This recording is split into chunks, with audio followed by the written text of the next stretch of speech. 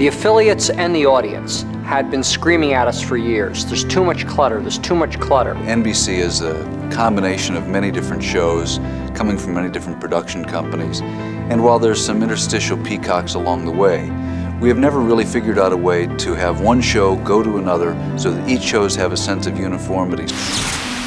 Clutter is when you don't give viewers a chance to breathe, when you bombard them with so many commercials, credits, promos, and non-entertainment elements that they become disgusted. There was almost a 25% dip between shows. People would say, oh, it's time to surf around. They go around, go around, go around, go around. How do we keep them from zapping? We give them value-added entertainment. In came NBC2000. We took all of that cluttered time, and in essence, created more entertainment programming, or something that would guide the viewer, or something that would identify NBC. The first thing we did was bring the peacock back to life. You're watching NBC.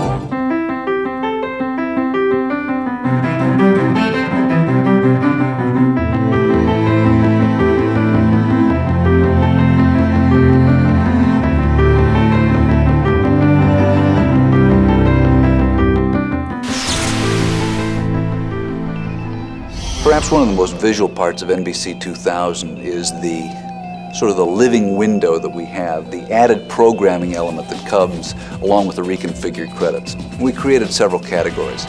We've created Backstage NBC, where we can get a glimpse into the exciting lives of our stars. There is almost no limit, and we keep inventing new ways, from giving a camera to an actor to actually going to shoot them ourselves. Now, Backstage NBC crashes Karen Parsons' birthday bash on the set of The Fresh Prince.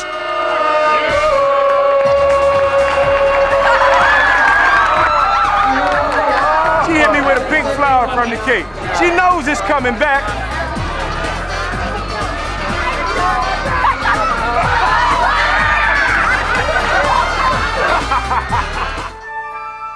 There are classic NBC moments where we can go into those long forgotten but greatly treasured moments from NBC's past.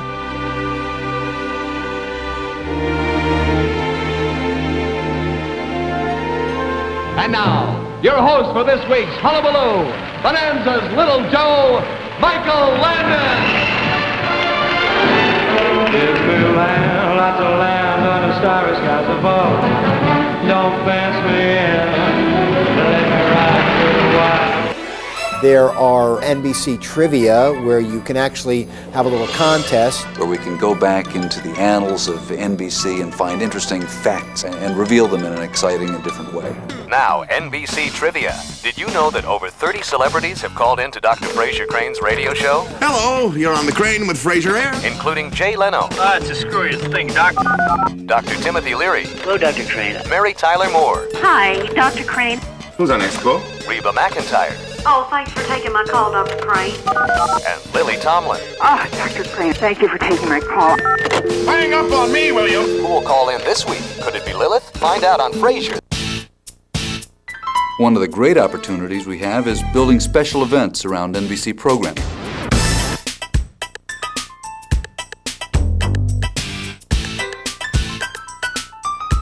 As we have gone along, we have learned how to entertain and yet also achieve some marketing goals, like turning simple movies into events. I'm Anthony Edwards from ER, and I'm here tonight to introduce a very special presentation of the holiday classic, It's a Wonderful Life. We did a minute-by-minute study of what the audience was doing, and where we used to have a huge gaping hole at the local break, that is now only a small little dip. And so we are, the goal of NBC2000 was flow is everything. Well, we have created flow. You go from the credits reconfigured so that they all look alike with a value-added entertainment scene. And then we go seamlessly into a little card that tells the viewer what's coming next, a branding of the idea, and then smack dab, you're right into the show. Things are gonna change, I can feel it. We've taken the local commercial break and put it into the middle of the show. Divided some other things so that the same amount of commercials are there, but we have actually eliminated a commercial break. We found a way to say to the audience, don't you dare leave that seat. It would just seemed impossible to be doing this show by show through the normal production control rooms and facilities that we had. If you want a glimpse of the future, you go over and take a look at the NBC2000 workstation. All of the work on NBC2000, it's all created in a digital arena. When you walk through that door and you take a look around at NBC2000, you have a sense that you've stepped into the future. It's also a laboratory so that we can see what's going on in the world of perhaps the year 2000. This is WDIV in Detroit. I'm glad to see that the network is taking this initiative. WNBC gives it lots of excitement on the air. And they worked at it. Visionary. Growing our brand identity, which has been key for the network. There's no question that seamless programming works. Sets NBC up for the future. More opportunities to get our viewers into our news. I'm certainly glad that it's my network that's doing it. To me, NBC2000 is the marketing hit of 1994. The local news team has been terrific in giving us a double opportunity to promote what's coming up at 11 o'clock. Your local news is next. And stay tuned for the Channel 4 News next.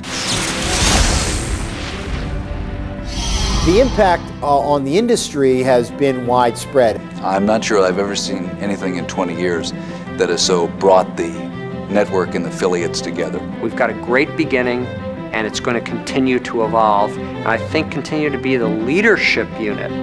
As everybody else in broadcasting studies what we're doing, we will continue to set the pace for how to present your network in the world of broadcast television.